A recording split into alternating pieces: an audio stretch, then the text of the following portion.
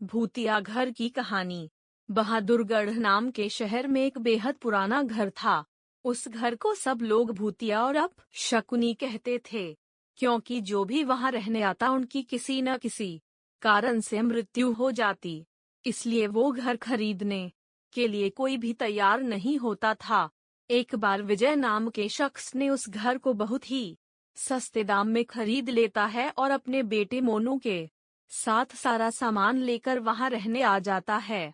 घर में शिफ्ट होने के 1 और 2 दिन में ही विजय को अपने आसपास अजीबोगरीब घटनाएं घटित होने का एहसास होने लगा।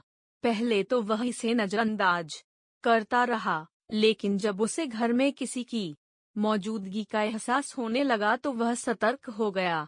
एक दिन मोनू दौड़ता हुआ विजय के पास आया और कहने लगा कि वॉशरूम में पानी अचानक बंद हो गया और उसने वहां सफेद कपड़े में एक औरत को देखा। इतना कहते कहते मोनू अचानक चुप हो गया और विजय की ओर उंगली दिखाते हुए कहन एक की मात्रा लगा, पापा, वो औरत आपके पीछे खड़ी है। इतना कहकर मोनू ने डर से चीखने लगा। विजय मोनू को गोद में उठाकर उसी वक्त घर से बाहर निकल गया। मोनू बहुत सहम गया था, तो उसका डर भगाने के लिए विजय ने उसके लिए एक कुत्ता खरीदा और उसे साथ लेकर तीनों घर वापस आ गए। एक रात बहुत तेज बरसात में जब अचानक घर की बिजली चली गई, विजय ने घर से झांक कर देखा तो आसपास के सभी घरों में बिजली थी सिवाय उनके घर के। तो उसे लगा कि जरूर पावर सप्लाई में कुछ गड़बड़ी हुई होगी। इतने में विजय को मोनू के जोर से चिल्लाने की आवाज आती है। विजय दौड़ता हुआ टॉर्च लेकर उसके पास जाता है। मोनू को दोबारा से घर में वह औरत दिखाई देती है। मोनू को सहमा देखकर विजय उसे अपने साथ बिजली ठीक करने के लिए पावर हाउस ले जाता है। उनका कुत्ता भी यहाँ वहाँ देखते हुए जोर जोर से भौंकने लगता है। विजय को आभास होता है कि कोई उनके पीछे पीछे आ रहा है। पावर हाउस का दरवाजा खोलते ही विजय को सामने एक लाश दिखाई देती है। लाश देखकर मोनू भी डर के मारे चिल्लाने लगता है। विजय अपने बेटे को लेकर तुरंत दरवाजा खोलकर घर से बाहर भागने की कोशिश करने लगता है।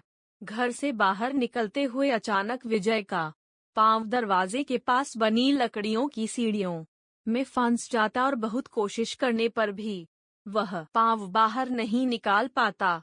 अपने पापा को बाहर खींचने की कोशिश करता है लेकिन काफी प्रयास करने पर भी वह विजय को बाहर नहीं निकाल पाता। कोई उपाय न सूझने पर मोनू अपने कुत्ते को लेकर वापस घर के अंदर चला जाता है और दरवाजा खुद ब खुद बंद हो जाता है। वहां विजय भी करीब 15 मिनट तक मशक्कत करने के बाद अपना पांव बाहर निकालने में सफल हो जाता है। विजय दौड़ता हुआ घर के अंदर जाता है और चारों ओर मोनू की तलाश करता है, लेकिन उसे ना तो मोनू और ना ही कुत्ते का कुछ पता चल पाता है। बहुत ढूंढने पर भी जब दोनों नहीं मिलते तो विजय हार मान लेता है और उनके दोबारा मिलने की आस में वहीं रहने लगता है। कुछ दिन बाद विजय बिजली की लाइन को ठीक करने के लिए एक इलेक्ट्रिशियन को बुलाता है लेकिन घर में दाखिल होने से पहले ही वह दरवाजे से ही उल्टे पैर भाग जाता है। विजय के पूछने पर वह कहता है कि आपके घर में एक औरत एक बच्चा और एक कुत्ते का भूत दिखाई दे रहा है। इलेक्ट्रिशियन की बात सुनकर विजय उदास हो जाता है।